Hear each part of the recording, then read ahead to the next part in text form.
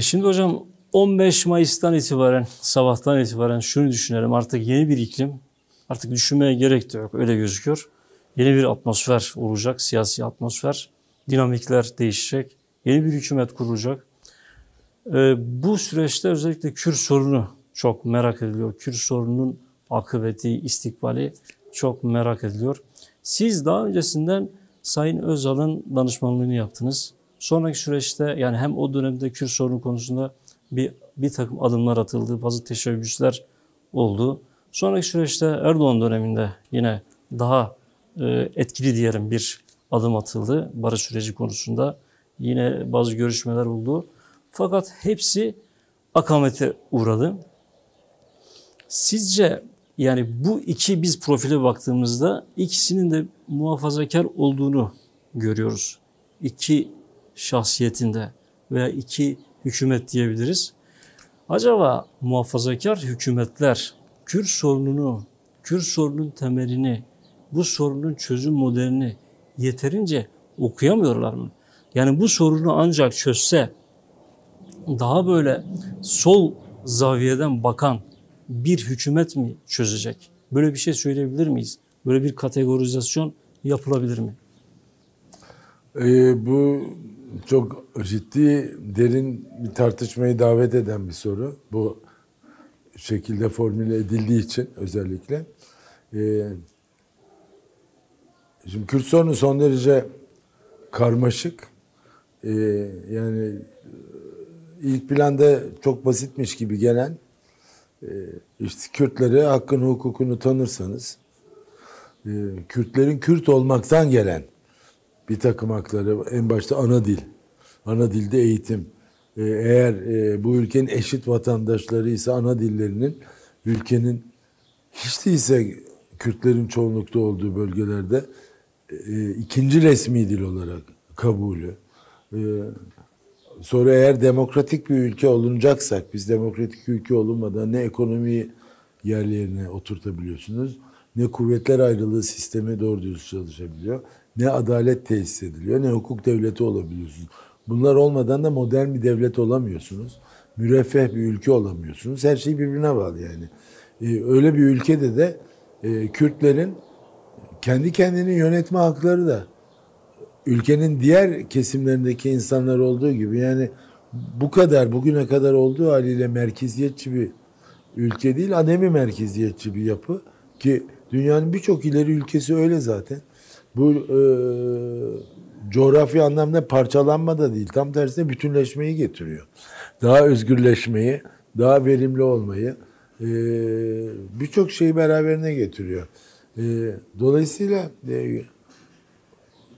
Kürt sorunu bütün bunların hukuk çerçevesi içine geri dönülmez bir şekilde sağlama alınacağı bir çözümü ifade ediyor. Şimdi orada iş zorlaşıyor tabii.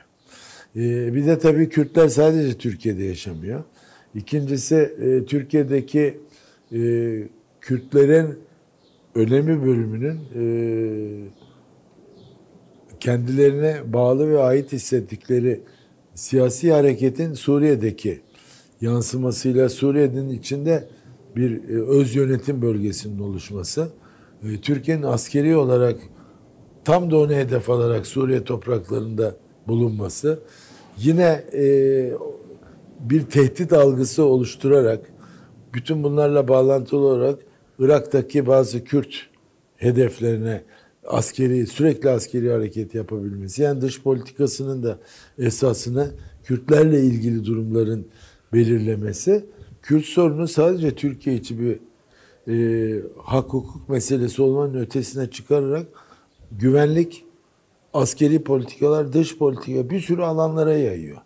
Ve iyi niyetli bir şekilde yakın geçmişte işte Cumhurbaşkanı adayı, Kürtlerin de oy vereceği, hepimizin de seçilmesini istediğimiz Kemal Kılıçdaroğlu ile HDP'nin eş genel başkanları Pervin Buldan ve Mithat Sancar aralarında görüştükten sonra bir mutabakat ortaya koydular.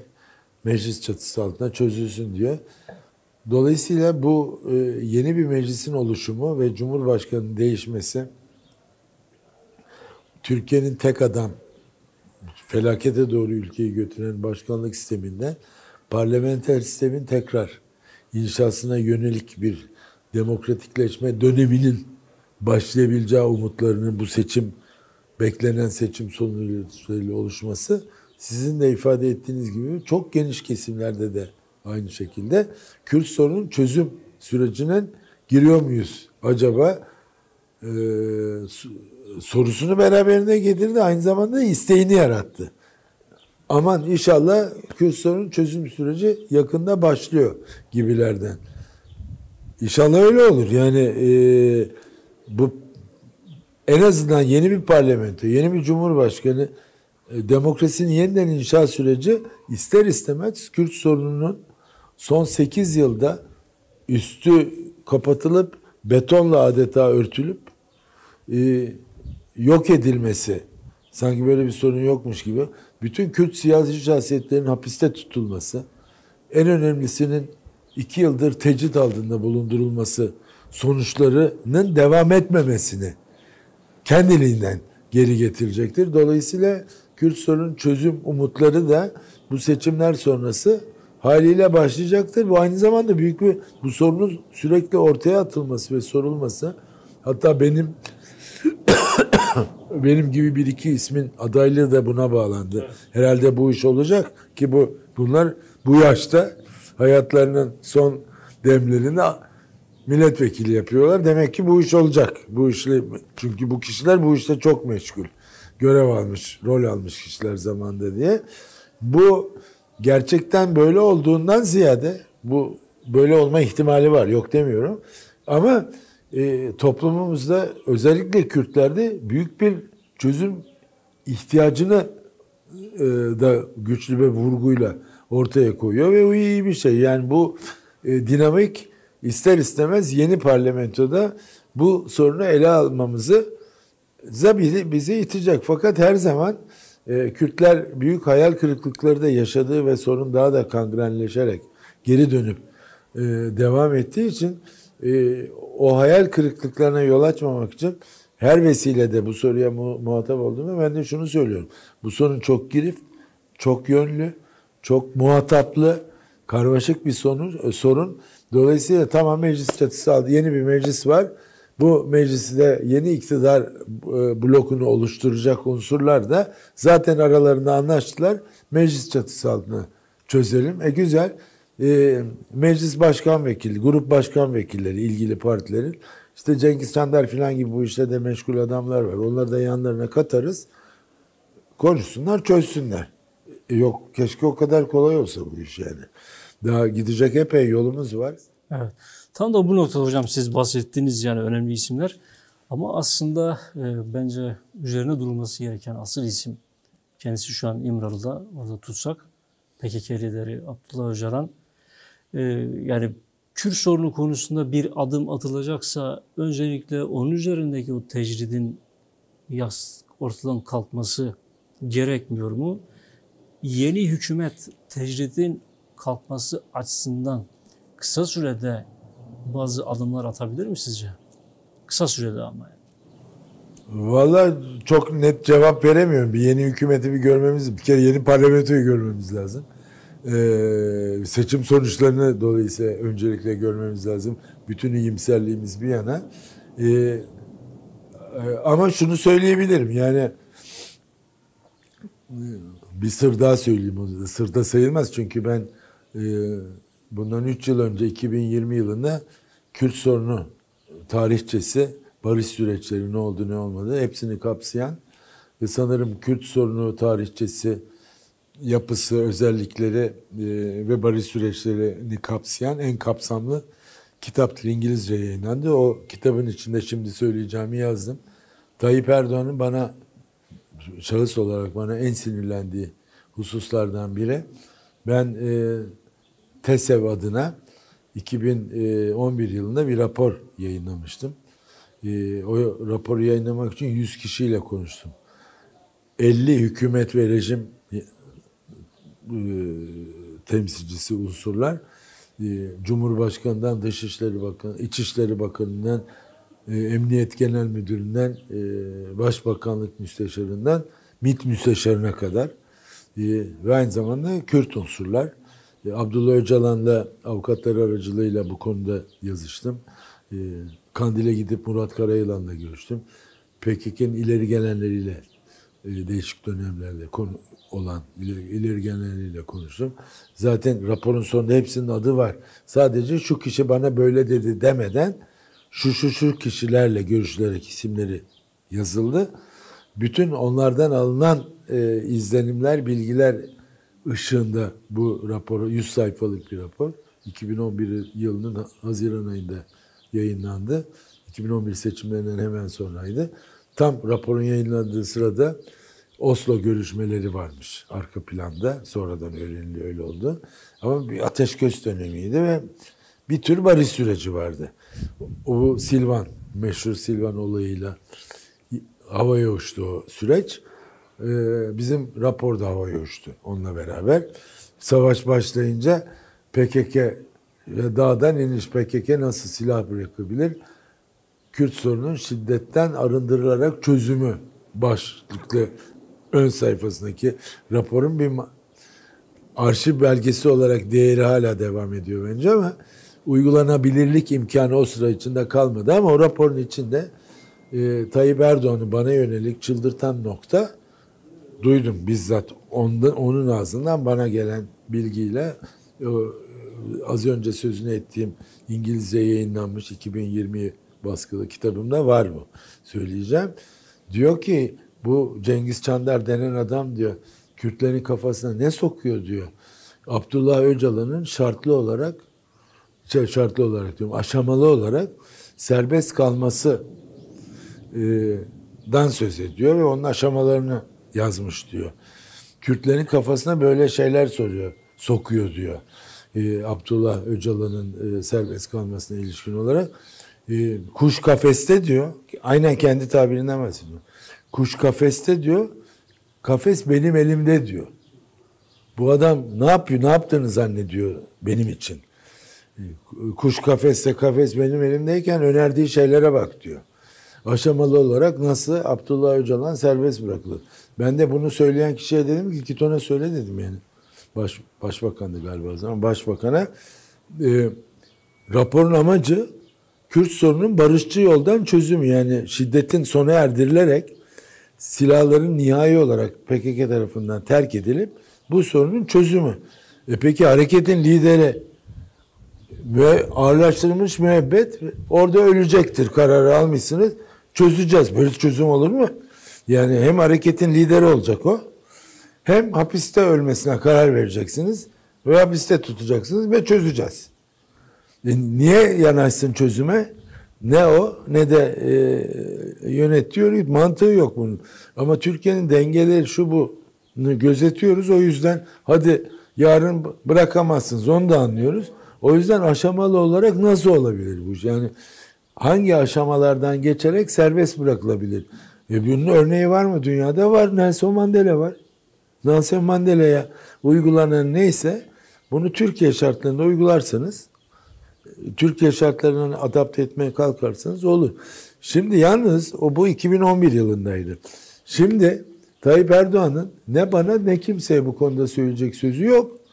Çünkü 2012 Aralık ayında 27 Aralık 2012'de kendisi bir barış sürecinin başlayacağını ve Abdullah Öcalan'ın muhatap alınacağını kendisi söyledi.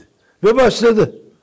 Ve bu şehirde bu Ahmet'te 2013 Nevruz'uydu. 2 milyon kişinin önünde Türkçe ve Kürtçe iki dilde ve bütün yayın organlarında birinci haberde Abdullah Öcalan'ın mektubu okundu değil mi? Barış mektubuydu o. 2015 yılının Ağustos ayında infilak etti süreç. Onda Abdullah Öcalan bozmadı süreci. Nasıl bozulduğunu hepimiz biliyoruz. Bu rejimin sahipleri bozdu o süreci. Şimdi dolayısıyla geri dönersek, bu söylediğimden geri dönersek yani. Abdullah Öcalan'la görüşülmez. Sen görüştün. 2 milyon kişinin önünde barış mektubu okundu. 2 dilde. O zamanlar hiç ses çıkartmadım buna. Yıl 2013 Mart. Nevruz. 2015'e kadar da iyi kötü işte barış süreci denen bir şey sürdü. Onu da o bozmadı. Şimdi 2 yıldır tecride tutuyorsun. Sonra biz bir şey deyince vay terör örgütü. Ne terör örgütü ya? Bu kelimeleri bırakalım diye onu söylüyorum ben. Biz terör örgütü, terörist başı bilmem ne kelimelerini kullanırsak çözemeyiz bu sorunu. Çözemeyeceğiz demektir. Bu kelimeleri kaldırmıştın sen zaten ortadan. Ben kaldırmadım, sen kaldırdın. Tayyip Erdoğan olarak. Terörist başı mı diyordun 2013 yılında, 2014 yılında, hatta 2015 yılında. Yani terörist başılıktan bir ara mı verdik? 2013 başına kadar terörist başıydı. 3 sene terörist başlıktan vazgeçti. Sonra tekrar terörist başı oldu. Böyle bir saçmalık olabilir mi? Kendi saçmalığı yani. Bir, yeni dönemde bu gittikten sonra ve onun rejimi yıkıldıktan sonra yeni dönemde bu kelimelerle yol alamayız biz. Tayyip Erdoğan bile yol almadı bu kelimelerle. Tersini yaptı ve bizzat onun üstünde bir barış süreci inşa etmeye kalktı. Niye yürümedi? Ne oldu? Onları konuşalım. Böyle mi gitmeli? Meclis çatısı altında nasıl çözülebilir? Çözülemez mi? Başka yollarda denenebilir mi? Konuşuruz bütün bunları. Fakat en azından Abdullah Öcalan'a tecrit uygulamak çok büyük bir haksızlıktır. Çünkü tecrit uyguladığın adam senin tecrit uygulamaya başlamandan birkaç sene öncesine kadar barış sürecini üzerine inşa ettiğin kişi. Ve asla terörist başı falan dememişsin o dönemde. Barış süreci de onun yüzünden bozulmadı. O bozmadı yani bunu.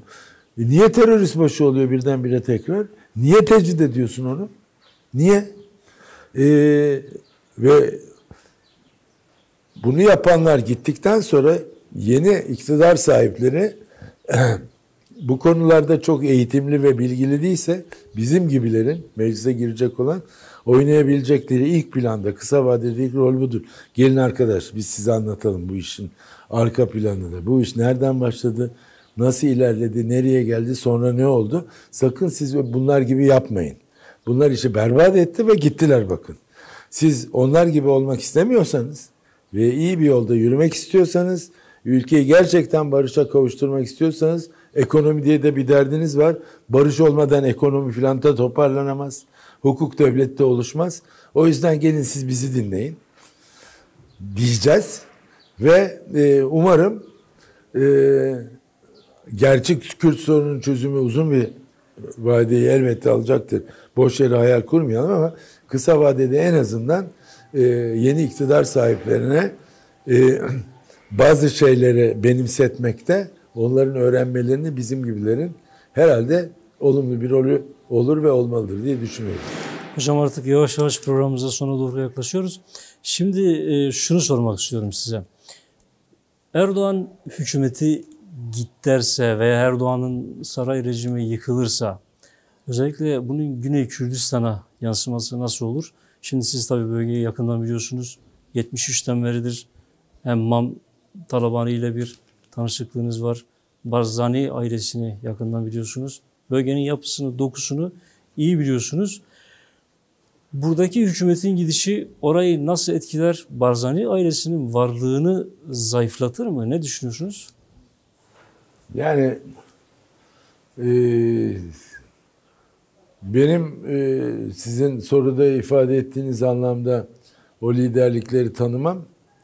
Onların bazılarının Türkiye'nin mevcut rejimiyle pek ahbap olmasından önceydi. O zamanlar daha kolay diyalog kuruyorduk onlarla. Fakat özellikle Barzaniler mevcut rejimle yani ben çok özel konuşmalarımızı da biliyorum. Gerek Mesut Barzani ile, gerek Neçirvan Barzani ile, gerek şu anda Bağdat'ta Dışişleri Bakanı olan Barzani'nin sağ koluydu, baş danışmanıydı, Fuat Hüseyin'le. Birçok insan bu kişiler Türkiye'deki rejim, Türkiye'nin Kürt meselesi algısı konusunda çok özel konuşmalarımız oldu. Fakat zaman içinde bu Kürdistan petrolü Kürtlere yaramadı ama bazı ailelere yaradı. En başta daha yeni Uluslararası Tahkim Mahkemesi kararıyla ortaya çıkan tabloda en azından Erdoğan ailesine, damadına filan yaradığını görüyoruz. Fakat Van'ın ucu da öbür tarafta, Kürdistan tarafında duruyordu. Dolayısıyla aileler arasında cüzdanları ilgilendiren ilişkiler bir şekilde oluşmuş. O bizim daha önce konuştuğumuz siyasi tahlilin filan üstüne gelen yeni bir durum. Şimdi bu durumun idrakinde olarak ve bazı şeyleri bilen bir kişi olarak tam bu noktada sizin sorunuza cevaben aynı zamanda şunu söyleyeyim. Bu rejimin gitmesi, bu Cumhurbaşkanı'nın sahneden aşağı inmesi ve bizim burada Kemal Kılıçdaroğlu'ndan daha önemli olarak HDP diyelim, Yeşil Sol Parti diyelim neyse bizim güçlü bir blok halinde parlamentoya girmemiz, gerçi Türkiye Partisi, Yeşil Sol Parti ama Türkiye'nin tartışmasız Kürt temsiliyeti tabii. Yani birbirimizi aldatmayalım. Yani Kürt temsiliyet, her partide Kürt var filan. İşte Yeşil Sol Parti'de Türkiye Partisi, içinde ben de öyleyim. Türkler var. Yani tamam anladık da Kürt temsiliyeti diye bir şey var mı? Var. Nerede var? Kimde var? Parlamentoda var diyelim. Yani kimde var? Yeşil Sol Parti'de var. Onu HDP diye de okuyabiliriz. Kürt hareketinin parlamentodaki yansıması olarak algılayacağız bunu. Şimdi bu kendiliğinden Kürdistan'ın bütün parçaları üzerinde bir güçlü etki yaratacak demektir. Çünkü bölgenin en büyük ülkesi burası, en önemli ülkesi burası, en gelişmiş ülkesi burası, uluslararası sahada en nüfuzlu etkili ülkesi burası. Dünyada Kürtlerin de toplamının yarısı bu ülkede yaşıyor. Ve o güçlü, önemli, etkili ülkenin en etkili kurumunun da en etkili aktörü olarak Kürtler olmuş olacak. Ya da onlarla birlikte olan benim gibi insanlar olmuş olacak. Şimdi bunun etki yaratmaması Güney üzerinde mümkün değil. Güney'in adı konmayan bazı iç dengelerini de etkileyebilir bu. Çünkü biz sadece aileler arası ilişki üzerinden gitmeyeceğiz meseleye. Ülkeler arası ilişki üzerinden bakacağız. Ve aynı zamanda da belli ilkeler üzerinden davranacağız. O zaman bugüne kadar Türkiye ile Güney Kürdistan ya da Kürdistan bölge yönetimi arasındaki ilişki baktığınız, değiştiğiniz zaman aileler arası ilişki gibi yansıyor. Biz bunu oradan çıkarıp kurumsal ilişkiler, bütün Kürtlerin toplamının, Kürt halkının toptan çıkarına olabilecek formülleri oturtmaya dikkat edeceğiz, ilkelere bağlayacağız. O zaman da tabii Güney Kürdistan'ın diğer aktörleri de farklı bir tavra girecekler. Dikkat edin, Süleymaniye'ye uçuşlar duruldu Türkiye'den. Bir takım iddialar gerekçe gösterilerek ama bu iddialar gerekçe gösterilerek İstanbul Süleymaniye Türk Hava Yolları uçuşlarının durdurulması Erbil'in, öyle diyeyim, Erbil'in zımni onayı ya da boyun eğmesi, baş eğmesi olmadan olamazdı. Siz Erbil'den ne yapıyorsunuz siz? Bu Süleymaniye bizim yönetimimizin bir parçasıdır. Bizim ekonomimizi çok yakından ilgilendiriyor. Yapmayın bunu. Bizi üzersiniz, bizi kızdırırsınız demedi.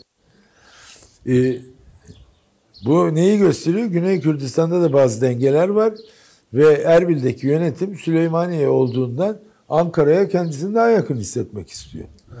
Şimdi Ankara değişirse şayet ve o değişen Ankara'da Kürt temsiliyeti Güney Kürdistan'da şimdiki Ankara hükümetiyle olan yakın ilişkilere aykırı bir ya da eleştirel bir tavrın sahibi olan unsurlar tarafından o öyle bir Kürt dinamiğiyle Ankara mevcut rejimin yerini alırsa, Ankara'daki rejim değişirse bir kere yapılacak işlerden biri Türk Hava Yolları ne yapıyorsunuz ya, açın. Başlayın Süleymaniye seferlerine diyeceksiniz. Erbil itiraz mı edecek onu? Hayır siz Süleymaniye uçmayın diye. Şimdi bizatihi bu söylediğim bile Güney Kürdistan iç dengelerini, siyasi dengelerini bir hayli etkileyecek bir şeydir.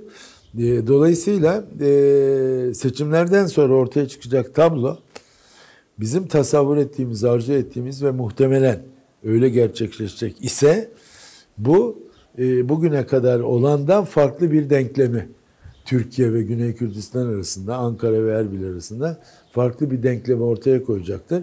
Ve bana sorarsanız hem Türkiye'nin hem bütün Kürtlerin çok daha hayrına olacaktır. Evet hocam. Hocam artık seçim öncesi sizden seçmenlere dönük bir mesaj var mı? Herhangi bir ileti var mı? Vallahi ben şöyle söyleyeyim, yani şimdi bir takım tabu kelimeleri de rahat rahat konuşmaya başladık. Bir özgürlük havasına kendiliğinden burada girdik. Şimdi Türkiye Büyük Millet Meclisi'ne gidiyoruz. Şimdi Kürdistan kavramı ayrı bir ülke değil. Kürdistan Türkiye'nin içinde bir coğrafi alan. Öyle düşünürseniz ki öyle. Ahmet milletvekili olmak demek Kürdistan milletvekili olmak demek bir anlamda. Ben diyorum ki bir kayıtla söyleyeyim. Yeşil Sol Parti ya da HDP, hangisini söylerseniz söyleyin, Türkiye demokrasinin başına gelmiş en iyi şeydir. Bu ülkenin en enerjik, en dinamik, en çileli, en büyük zulmü görmüş ve hala görmekte devam eden, en büyük haksızlıklara, zulme maruz kalmış insan kütlesi Kürtler. Fakat aynı zamanda da en dinamik, en enerjik insan kesidi de Türkiye'nin gene Kürtler, Kürdistan ahalisi. Ve onların göçlerle İstanbul'da, İzmir'de, Mersin'de, Adana'da bulunan uzantıları. Şimdi bu büyük dinamizm, bu büyük enerji gücünü ülkeden kopmak filan gibi herkesin korktuğu, milliyetçilerin de kışkırttığı Türkiye'de yönde kullanmıyor. Tam tersine Türkiye'nin legal kurumları içine o enerjiyi, o dinamizmi, o istekleri, o arzuları taşıyarak Türkiye'nin demokrasisine muazzam bir katkıda bulunuyor aslında. Türkiye'nin bütünleşmesinin en büyük motoru Kürtler bugün. Yani nereden çıkarıyorsun? Ya parlamentoya gitmek istiyorlar. Ve ısrar ediyorlar bütün zulme, ayrımcılığa, 21 plakalı arabalara bilmem Bursa'da saldırılmasına, Ahmetspor'un uğradığı muameleye, her şeye rağmen bu insanlar biz Ankara'da 100 kişiyle parlamentoya girersek çok iyi olur diyorlar. Demokrasiyi güçlendiririz. Demokrasiyi güçlendirirsek kendimizi sağlama alırız, iyi olur diyorlar. Yani ülkenin bütünlüğünün ana sıvası olarak Kürtler bu ortada. Şimdi ben de onların milletvekili olarak öyle diyeyim. Çünkü buradan seçileceğiz. Onlara diyorum ki bütün bunların olabilmesi için tek bir ferdi bile dışarıda bırakmayacak şekilde sandıklara gidin. 14 Mayıs günü çok önemli. Hiç fire vermeyelim. Sandıkları da kontrol edelim. Bir sürü yerde jandarmaydı, şuydu, burada bir takım sıkıntılar olacak biliyoruz. Fakat siz bugüne kadar ey Kürt halkı, ey benim sevgili halkım öyle diyeyim. Siz dimdik durdunuz. Başınızı yere eğmediniz ve bu ülkenin yarınlara taşınmasına en büyük yükü çektiniz. Ha gayret, son bir gayret. 14 Mayıs'ta sandıklara gidin, sandıkları da koruyun. Bir sahtekarlığa, haksızlığa, düzenbazlığa izin vermeyin. Bu hepimizin hayrına, bütün ülkenin, tüm Türkiye'nin ve en başta da sizin hayrınıza olacak. Benim size yönelik tek çağrım budur. Bir de söz verebilirim. Siz bugüne kadar başınızı hiç eğmediniz, yukarıda tuttunuz. Ben de benim gibiler de sizin temsilcisi olarak sizin başınızı yere asla eğdirmeyeceğiz.